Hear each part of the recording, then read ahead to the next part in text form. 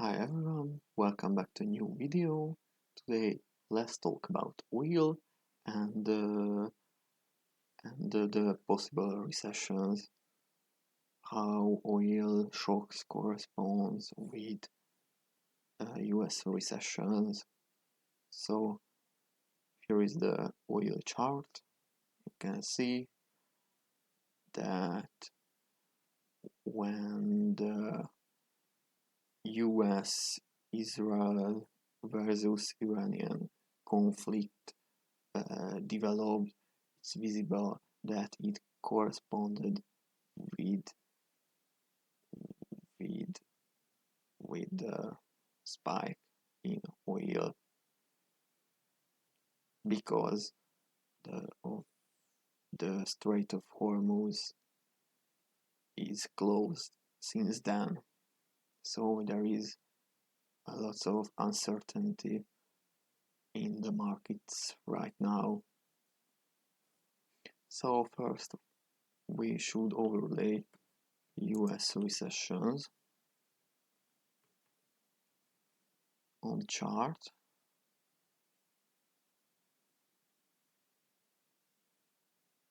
Switch to the weekly, for example. We can switch to the monthly as well. It's visible. So let's go back in time. It's visible.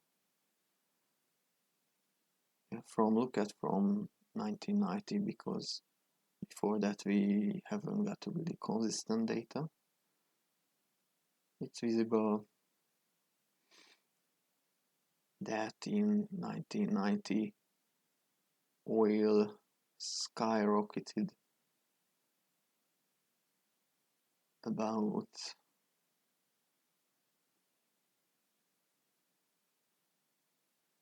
140%, which almost immediately caused a recession, which lasted about from 90 July until 91 April, about 10 months. It's also possible to overlay the S&P.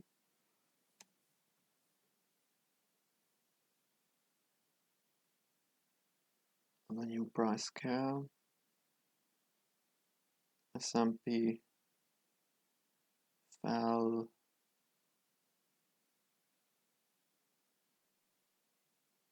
it's in the wrong so from you can see on the left from 361 to 300, so it was a 25% drop.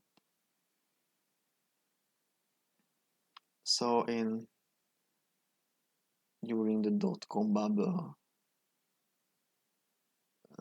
oil rose 220%, which caused S&P to drop from 1500 to 800.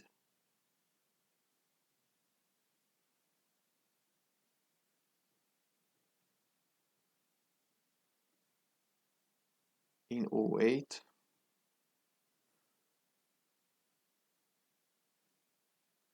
it was a 177% rally, and S&P dropped from 1500 to 700.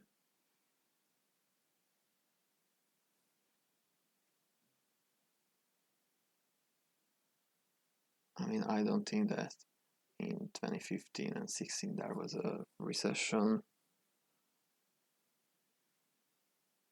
and it's visible that the COVID pandemic not included in this chart. It was also Black Swan event, as you know. And as of today, oil is up 120% since its lows from the 50s. It's also worth to mention the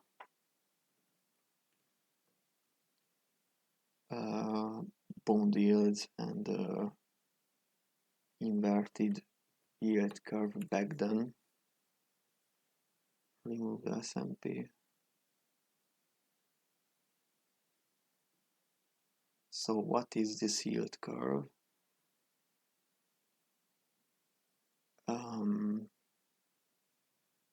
We subtract the 10-year yield. So we subtract the 2-year yield from the 10-year yield. When it goes to negative, it means that the 2-year yield is higher than the 10-year, which is not so healthy. If we draw a line at 0,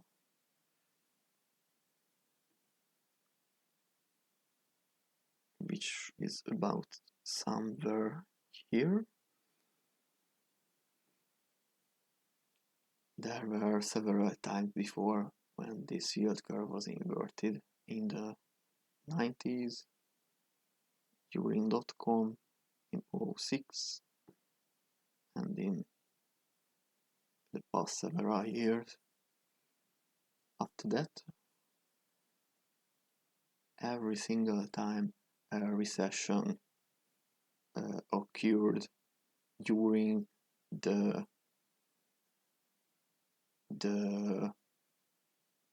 uninversion phase, about in this area where the yield curve currently is. We can also highlight the S&P as well on a logarithmic chart, and you can see these are the times where S&P turned down as well. Also, we can talk about other metric, gold divided by the S&P. It's more visible if we divide S&P by gold. It's visible that S&P broken down from this 146 area. It happened 2 times before, in 73 and in 08.